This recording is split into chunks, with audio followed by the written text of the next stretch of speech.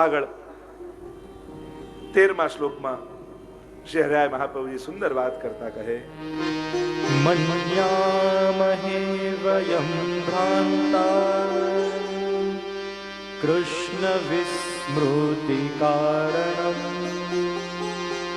સંસારમુત્તમં કૃષ્ણ સ્તં કથમ સ્થાપયેદ્વરી. શ્રી હરિરાય મહાપ્રભુજી સમજાવે, આપણે બધા જ એવા ભ્રાંત બન્યા છીએ અને એવી ભ્રાંતિ આપણા ચિત્તમાં આવી છે કે શ્રી કૃષ્ણને તો ભૂલી ગયા અને એમના કરતા પણ આ સંસારને આપણે ઉત્તમ ગણવા લાગ્યા. પ્રભુ આપણને એવા સંસારમાં કેમ સ્થાપવા દે, કેમ ફસાવા દે? તમે જ કહો. પ્રભુ તમારો બગાડ નથી ઈચ્છતા, પછી તમને કેમ સંસારમાં સરવા દે? કીચડ કાદવમાં પડેલો વ્યક્તિ જેટલો નીકળવાની કોશિશ કરે એટલો ખૂબ તો જાય, પણ પ્રભુ એ દયાળુ છે, કૃપાળુ છે, એ તમને ડૂબવા નહીં દે, હાથ પકડીને ખેંચી લેશે. હરિરાયજી કહે છે, આ જીવ એવો થઈ ગયો છે, સ્વાર્થમાં એવો, મોહમાં એવો અંધ બન્યો છે કે પ્રભુને તો સાવ ભૂલ્યો અને સંસારને ઉત્તમ ગણવા લાગ્યો. ભગવાન કરતા સંસારને વધારે સાચવવા લાગ્યો. શિષ્ય આવ્યો ગુરુ પાસે અને કહેવા લાગ્યો, ગુરુદેવ આપ તો બહુ મોટા ત્યાગી છો, સંસારને છોડીને ભગવાનને પકડીને બેઠા છો. ગુરુ કહે કે મારા કરતા મોટો ત્યાગી તો તું છું, કારણ કે મિથ્યા સંસારને પકડી રાખ્યા છે અને ભગવાન જેવી કિંમતી વસ્તુ તે છોડી રાખી છે. મેં તો મિથ્યા સંસારને છોડ્યો કે જેની કોઈ કિંમત નથી અને ભગવાનને પકડ્યા, તો મારા કરતા તો તું મોટો ત્યાગી કે ભગવાન જેવી અનમોલ તત્વોને તું છોડીને બેઠો છે.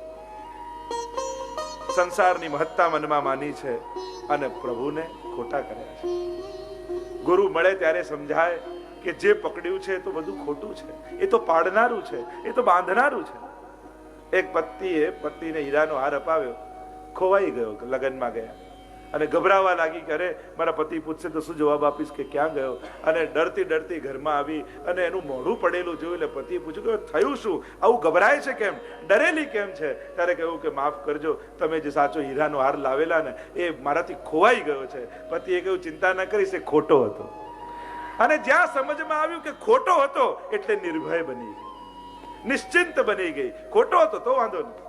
એમ જ સંસારથી ગભરાયેલો વ્યક્તિ જ્યારે ગુરુ પાસે આવે કે આ કઈ સંસારમાં મેળવી ન શક્યો, કઈ પામી ન શક્યો, બધું હાથમાંથી છટકી ગયું, સરકી ગયું છે, અને ગુરુ સમજાવે કે આ તો ખોટો હાર છે, અને જ્યારે આ સમજાઈ જાય ત્યારે નિર્ભય બની જાય, ભાર વગરનો બની જાય, હળવો બની જાય.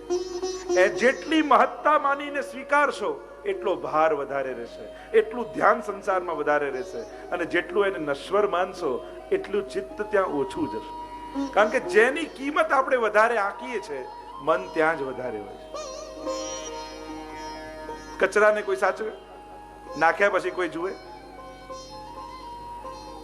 એનાથી થોડી કોઈ કિંમતી વસ્તુ હોય તો કે આપણે કંઈક નાખીએ ને તો પાછું જોઈ લઈએ ફેંકતા પહેલા કંઈક કામનું તો નથી પડી રહ્યું. અને એ રીતે તિજોરીમાં જ્યારે મૂક્યું હોય ત્યારે કેટલું એનું ધ્યાન રાખે. જેટલી કિંમતી વસ્તુ એટલો મનની મહત્તા એના માટે વધારે. અને જેના માટે મન મહત્તા નથી સ્વીકારતો એને તરફ મન ધ્યાન નથી આપતું.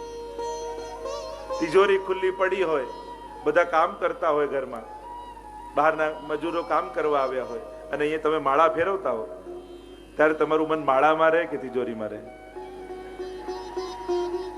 એટલે એ જ આપણે તો સાબિત કરીએ છીએ ને કે પ્રભુ કરતા જ્યાં તમારી મહત્તા હશે ત્યાં મન રહેવાનું જ. જાકો મન લાગ્યો ગોપાલ સો તાહી ઓર કેસે ભાવે. અને એટલે જ ભગવદીઓ આપણે તો ગાયું, મેં અપનો મન હરીસો જોડ્યો. કૃષ્ણની ભક્તિ અંત છે, સર્વ સાધન છે. જયરામભાઈ પણ કહે છે કે પ્રભુની ભક્તિ છે ને એકડો છે, બાકી જેટલું જીવનમાં ભેગું કર્યું બધું મીંડા બરાબર છે. ગમે તેટલા મીંડા ભેગા કરો, એનો ગુણાકાર કરો, વત્તાકાર કરો, ભાગાકાર કરો, જો એકડો આગળ લાગે તો દરેક મીંડાની કિંમત છે. એકડો હટી જાય પછી ગુણાકાર, વત્તાકાર, ભાગાકાર જે પણ કરો એ મીંડું જ છે. આપણા જીવનમાં જો ઘરમાં ઠાકોરજી બિરાજે છે તો એકડા જેવા છે, તો આ બધો જ સંસાર પણ ઉદ્ધારક છે, દરેકની કિંમત છે. પણ જો પ્રભુ ઘરે નથી તો આના જ ભાર નીચે આપણે દબાઈ જઈશું, આ જ ભાર બની જશે. આપણે તો પ્રભુ આગળ કેવો કેવો છલ કરીએ.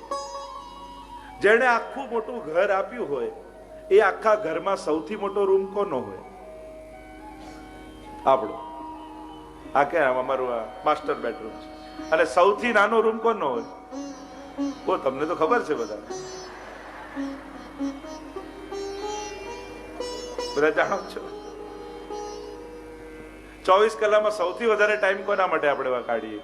આપણામાં સૌથી ઓછો ઠાકોરજી. એમ તો ઘણું બધું લાંબુ લિસ્ટ થાય, મારે ગણાવવું નથી. પણ જેણે ઘર આપ્યું એના માટે ઘરમાં જગ્યા ન હોય તો આપણી જાતને વૈષ્ણવ કેમ કહીશું આપણે? જેણે 2 ટંક પેટ ભરીને આપણને ખવડાવે એના માટે ઘરમાં મિશ્રી ન હોય તો આપણી જાતને આપણે વૈષ્ણવ કેમ કહીએ? વિચાર કરો. કેટલો છલ આપણે પ્રભુ આગળ કરતા હોય. પ્રભુ એને પણ પ્રેમ માને છે, આપણા છલને પણ. છે સર્વજ્ઞ પણ અભૂત બનીને, વિરુદ્ધ ધર્માશ્રય કાલે આપણે જોયું હતું ને, સર્વજ્ઞ હોવા છતાં અભૂત બનીને બેસી જાય કે જો હું હિસાબ કરવા બેસીશ તો આ મને પ્રેમ કરતો બંધ થઈ જશે. અને એ હિસાબે પ્રભુ હિસાબ નથી કરતા. ઘણી વાર આપણા ભાગીદારો હોય, બધા સાથે ધંધા બધાના હોય, એવું હમણાં હિસાબ કાઢીશું ને તો ખોટા મન દુઃખ થશે, હમણાં નથી કરવા. એમ ઠાકોરજી એટલે હિસાબ કરવા નથી બેસતા કે ક્યાંક આ મારી સેવા છોડીને ન જતો, મારાથી વિમુખ ન બની જાય, કારણ કે આ સંસારમાં ભટકી જશે. આ મારો જીવ છે, આ પ્રભુની કરુણા છે. અહીંયા કહ્યું પ્રભુમાં, પ્રભુની મહત્તા જ્યારે જીવ સ્વીકારે ત્યારે જ થાય. જેમાં બારાત નીકળતા હોય, એક જગ્યાએ વરઘોડો નીકળ્યો, બારાત નીકળી, હાથી 1000 હાથી 1000 ઘોડા 10,000 બારાતી બધા જ નીકળ્યા અને વરરાજાનું લેવાનું રહી ગયા. ઉતાવળે ગાડી બહાર. તો હાર લઈને છોકરી વાળા કોને ગોતશે? હાથીને? ઘોડાને? પાછો ધક્કો ખાવો પડશે કે નહીં? એમ આપણા જીવનની બારાત એવી ન કાઢતા કે જીવનના જે સાચા વર છે એ પ્રભુને જ ભૂલી જાઓ. નહીં તો પાછો પુનરપી જનનમ પુનરપી મરણમ પુનરપી જનની જઠરે શયનમ, પાછા ધક્કા ખાવા પડશે. 14મા શ્લોકમાં શ્રી હરિરાયજી આજ્ઞા કરતા કહે, એવં મનસી નિધેયઃ સ્વપ્રભોર્ગુણઃ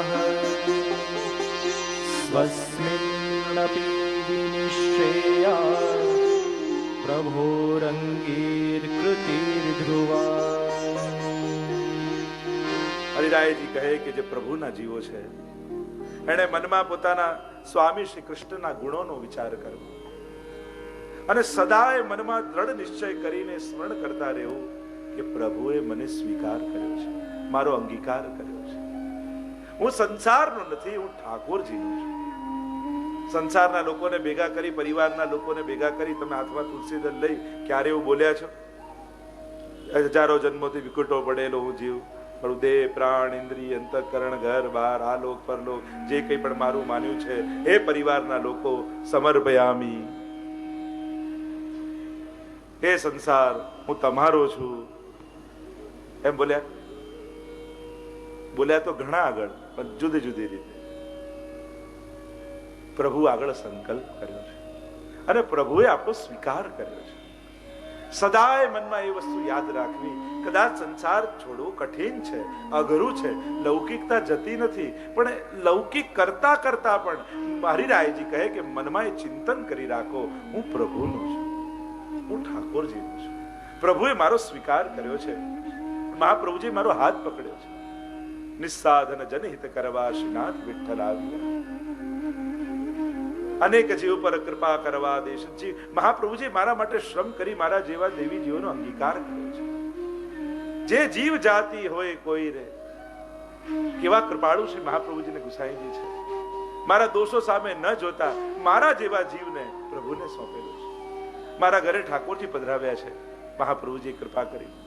અને મારા જેવો જીવ કે જેનો હાથ કેવલ મુખ તરફ જ જાય છે એને ભોગ ધરતો કરી દીધો, એને ઠાકોરજી તરફ એનો હાથ આગળ વધારે. કેવી કૃપા મારા પર કરી છે, એ કૃપાનું સદા જીવે સ્મરણ રાખો કે આ જીવન પ્રભુનું છે. અને 6ઠ્ઠા શિક્ષાપત્રને આપણે વિરામ આપીએ. બોલો ગોવર્ધન નાથ કી જય, શ્રી હરિરાય મહાપ્રભુ કી જય. શિક્ષાપત્ર 7 આજે થોડું શીઘ્રતાથી લઉં છું, કારણ કે 2 દિવસ રહ્યા ને 41 શિક્ષાપત્રો છે. બને એટલી કોશિશ કરીશ કે આજે શીઘ્રતાથી જવાય. શિક્ષાપત્ર 7 શ્લોકમાં શ્રી હરિરાયજી આપણને સૌને પત્ર લખ્યો છે. મુખ્ય વિષય છે લોક વેદના ત્યાગ દ્વારા સેવામાં ચિત્તની એકાગ્રતા. લૌકિક વૈદિક ને ગૌણ માની અને આ ચિત્ત પ્રભુની સેવામાં એકાગ્ર થાય.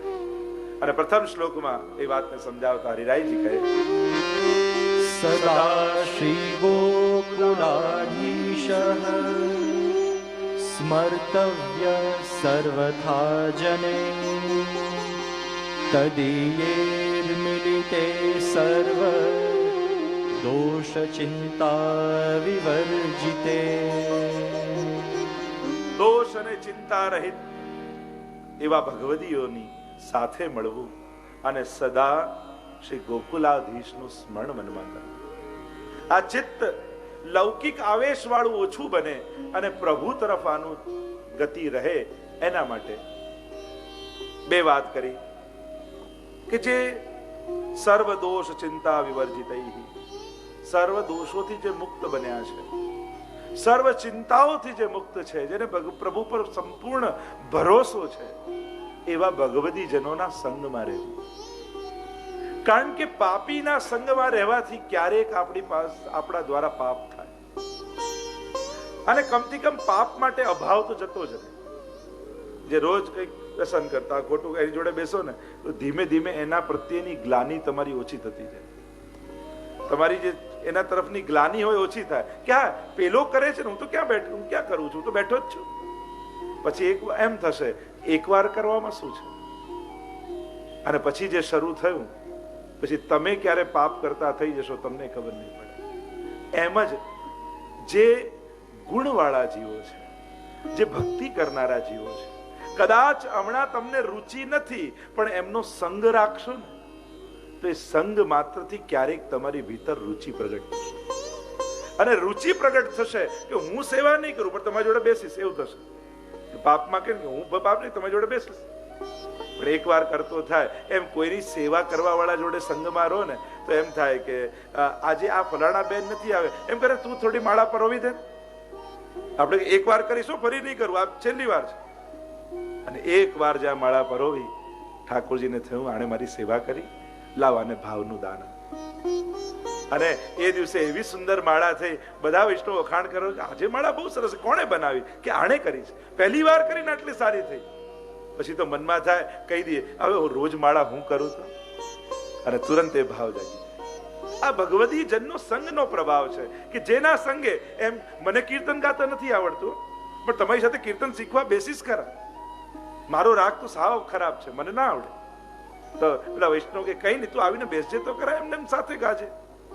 અને આવીને બેસે અને બધાને ગાતા જુએ એટલે ધીમે ધીમે આની હિંમત ખુલે અને પછી ઘરે જઈને એકલા જઈને ગાય.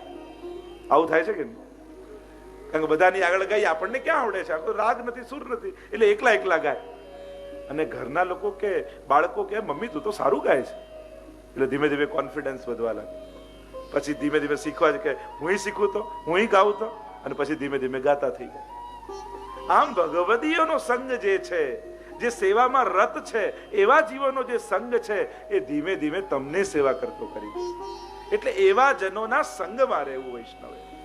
અને સદાય ગોકુલાધીશ યદી શ્રી ગોકુલાધીશો ઋત સર્વાત્મના હૃદય, જે ચતુશ્લોકીમાં મહાપ્રભુજીએ કહ્યું જેણે ગોકુલાધીશ શ્રી પ્રભુને હૃદયમાં ધારણ કર્યા છે એને પછી ક્યાં કંઈ કરવાનું રહે છે. એમ જે સદા ગોકુલાધીશનું સ્મરણ, શ્રી ઠાકોરજીનું સ્મરણ કરતો રહે, એનું મન સદા પ્રભુમાં રહે. લૌકિક ભલે કરતો રહે પણ ચિત્ત પ્રભુમાં રહે. કારણ કે જ્યાં મન છે ને ત્યાં જ તમે છો.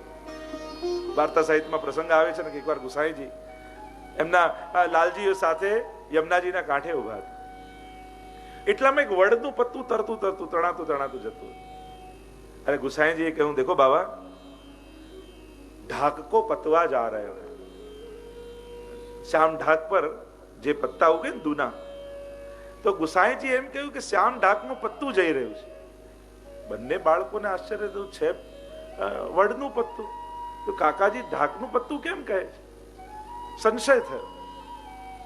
બંને લાલજી જયારે ગોકુલનાથજી પાસે આવ્યા ત્યારે કહ્યું, આજે કાકાજી આવું કેમ કહ્યું? વડનું પત્તું જતું હતું ને ઢાકનું પત્તું કેમ કહ્યું? ત્યારે ગોકુલનાથજીએ કહ્યું કે ગુસાઈજી જયારે યમુનાજીના કાંઠે ઉભા હતા ત્યારે એમના મનમાં છાક લીલાની સ્મૃતિ ચાલતી હતી.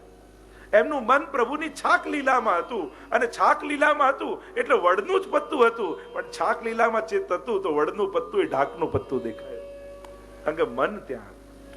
એમ જેનું મન પ્રભુની લીલામાં છે અને પ્રભુનું ચિંતન તમે કરતા હો ને તો જે પણ વસ્તુ સામે આવે ને એ પ્રભુ પરખ દેખાય. અનુસંધાન પ્રભુનું હોય ને તો બધું પછી પ્રભુ લાયક દેખાય. એમ થાય કે આ ઠાકોરજી માટે લઉં તો, પ્રભુને આ ધરાવું તો, પ્રભુ માટે આમ કરું તો, બધું ભગવત સંબંધી લેખાવેલા, જેના હૃદયમાં ઠાકોરજી બિરાજતા હોય. અને એટલા માટે પ્રભુને સદાય મનમાં રાખવા, આજ સર્વાત્મ ભાવે પ્રભુને મનમાં ધારણ કરવા.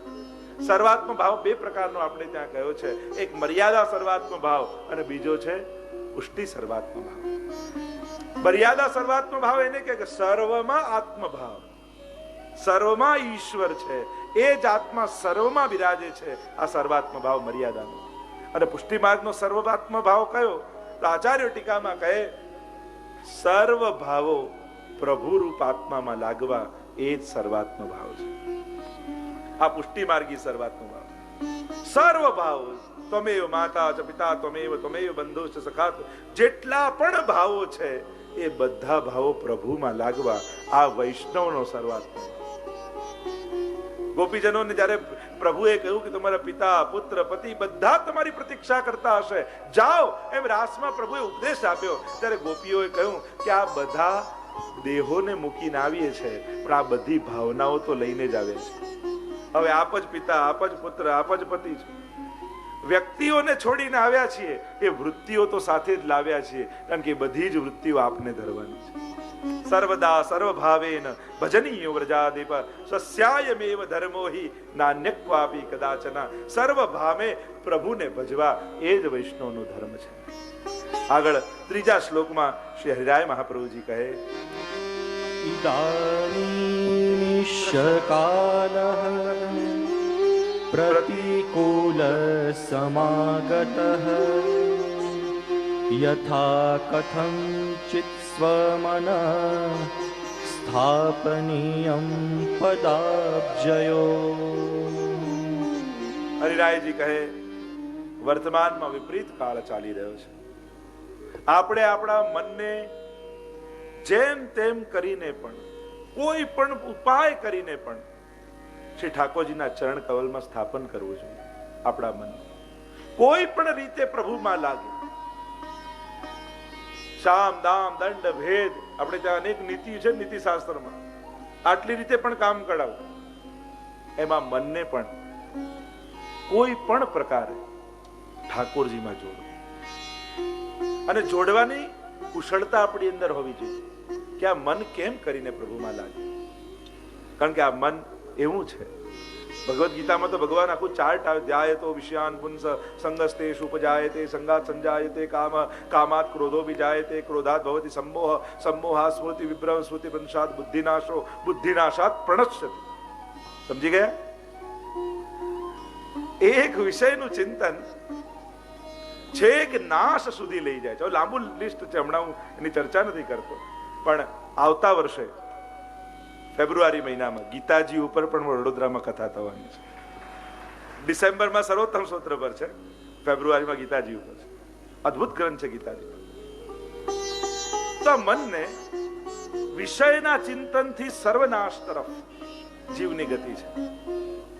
આ મનનો સ્વભાવ એવો છે. મનને આદતો પડેલી છે, અને એને કારણે મન પ્રભુ તરફ જતું નથી. મનને કઈ આદત છે? પહેલી, જે વીતી ગયું છે ને એને રડતા રહેવાની એને આદત છે. જે થઈ ગયું હોય ને, માણસનું મન એને જ યાદ કર્યા કરે. પેલો વ્યક્તિ પણ હવે સુધરી ગયો હોય છતાં પણ પહેલા તે આવું કરેલું, એની ભૂલોને જ કાયમ યાદ અપાયા કરે. એ કે પણ હવે બધું બદલાઈ ગયો છું, પણ એના પરિવર્તન ન સ્વીકાર્યું. આ માણસની પહેલી આદત, આ મનની આદત છે આપણા બધાને. અને આ ખરાબ આદતો નહીં સુધરે ને ત્યાં સુધી પ્રભુ તરફ જશે. એક વીતેલા રડવાની આદત છે, જે પતી ગયું છે, જે થઈ ગયું છે બીત ગઈ સો બાત ગઈ. પણ એ રડવાની આદત છે. બીજું, જે કંઈ પણ એ કરે ને એને બધાને બતાવવાની આદત છે. આ મનનો સ્વભાવ છે. આપણું કરેલું 10 જણા જુએ નહીં તો સંતોષ ન થાય આપણને. આ એનો સ્વભાવ જ છે. તમે ગમે તેટલું કરો પણ આ મનનો સ્વભાવ જ છે. કરેલું બતાવવાની આદત આ મનને પડેલી છે. ત્રીજું, પોતાનું ધાર્યું થાય, મેં જે ધાર્યું છે એ જ થવું જોઈએ એવું આઠાગ્ર મનને હંમેશા રહે છે. મનથી જે ધારેલાથી વિપરીત પણ સ્વીકારવાની વૃત્તિ એને નથી, પણ મેં જે વિચાર્યું છે એ જ થવું જોઈએ એવું અઠાગ્ર દરેકના મનને હોય છે. દરેકના મન. અને એને કારણે મન હંમેશા ઉદ્વેગમાં અને લૌકિકમાં રહે છે. આ મનનો સ્વભાવ એવો છે, એ બીજાનું સુખ જોઈ શકતો નથી, બીજાનું ભલું જોઈ શકતો નથી. આ મનનો દોષ છે. ગમે તેટલો મહાપુરુષ થાય છતાં બીજા મહાપુરુષને આગળ વધતો ન જોઈ શકે. સાધારણની તો વાત ક્યાં રહી? આ વિપરીતતા, આ એનો મનનો દોષ. અને છેલ્લો અપરાધ મનનો કે હું જે ઈચ્છું અને હું જેમ વિચારું એમ જ બધા ચાલે, એવું અત્યાગ્રહ ને હોય છે. કારણ કે હંમેશા એ પોતાને જ સાચો માનતો હોય છે. મનનો સ્વભાવ છે કે મન હંમેશા પોતાને સાચું માને. તો મનના અનેક દોષો છે, હમણાં એની ચર્ચા નથી કરતા, પણ હરિરાયજી કહે છે યેન કેન કોઈ પણ પ્રકારે આ મન ઠાકોરજીમાં લાગે એવા પ્રયત્ન કરો. માળાજી બનાવવાનો શોખ છે એનાથી લગાડો, ચિત્ર કરવાનો શોખ છે એનાથી લગાડો, શૃંગાર કરવાનો શોખ છે એનાથી લગાડો, કીર્તન ગાવાનો શોખ છે એનાથી લગાડો, પણ કોઈ પણ પ્રકાર કરી આ મન પ્રભુમાં જાય એવા પ્રયાસો કરો. ભક્ત દ્રોહે ભક્ત્યા ભાવે ભક્તેશ્ચાતિક્રમે કૃતે અશક્ય વા સુશક્ય વા સર્વથા શરણમ હરિ. બલાત પણ લગાડો, બળપૂર્વક પણ એને લાવો. ઘણા લોકો કે ભાવ થશે ને પછી કરીશું. અરે એવી રાહમાં ના બેઠા રહો. ઘણા લોકો આ મનમાં ભાવ થશે પછી સેવા પધરાવીશ, પછી બ્રહ્મ સમય. હવે આખી જિંદગી ભાવ ન થયો તો એમને એમ રહી જઈશ. તો એટલે ઘણી વાર કહું ને કે લવ મેરેજ પ્રભુ સાથે ન થાય તો એરેન્જ મેરેજ કરી લેવા, પણ એમને એમ નહીં રહેવું. લવ મેરેજમાં શું થાય કે પહેલા પ્રેમ થાય પછી પરણે, પણ એવો પ્રેમ નથી જાગતો તો એકવાર પરણી જાઓ એરેન્જ મેરેજમાં, સાથે રહો, એકબીજા માટે ઘસાવ, તો એવો પ્રેમ થઈ જશે જાણે 7 જન્મનો પ્રેમ હોય. એરેન્જ મેરેજમાં આવું થાય, પહેલા પરણે પછી એવો પ્રેમ થાય જાણે 7 જન્મનો હોય. તો એટલા માટે ભાવ નથી જાગતો તો એકવાર પધરાવો તો ખરા ઠાકોરજી. ગોદમાં તો લો, ભોગ તો ધરો, શ્રૃંગાર તો ધરો. એ કરતા કરતા ઠાકોરજી પ્રસન્ન થઈ ભાવનું દાન કરશે. પ્રેમ પ્રગટી અને પ્રેમ પ્રગટવો એ કોઈ પ્રયત્નથી તો ઊંઘ આવવા જેવું છે. તમે આમ વિચારો ઊંઘ આવી જાય આવી જાય આવી જાય ના આવે, અને આવી જાય તો ખબર ન પડે. આ પ્રેમ પણ આવો જ છે. પ્રેમ થાય પ્રેમ થાય, આમ પ્રયત્ન કરો તો ન થાય, અને પ્રગટી જાય તો ખબર નહીં પડે. પ્રેમ તો સહજ છે, સ્વાભાવિક છે, અને એટલા માટે બળપૂર્વક પણ એને લગાવો, એને કરાવો. એવું ના વિચારો કે ના ભાવ થાય ત્યારે જ કરવું, મન લાગે ત્યારે જ કરવું. એને કરાવો તો મન થશે. કોઈ એમ કે મને તરતા આવડી જાય પછી પાણીને અડું તો આવડે? પાણીમાં કૂદે તો આપમેળે તરતા શીખી જાય. એમ કોઈ કે મન લાગે ને આવડી જાય સેવા પછી પધરાવીએ, અરે ના, કરશો તો આપમેળે આવડી જશે.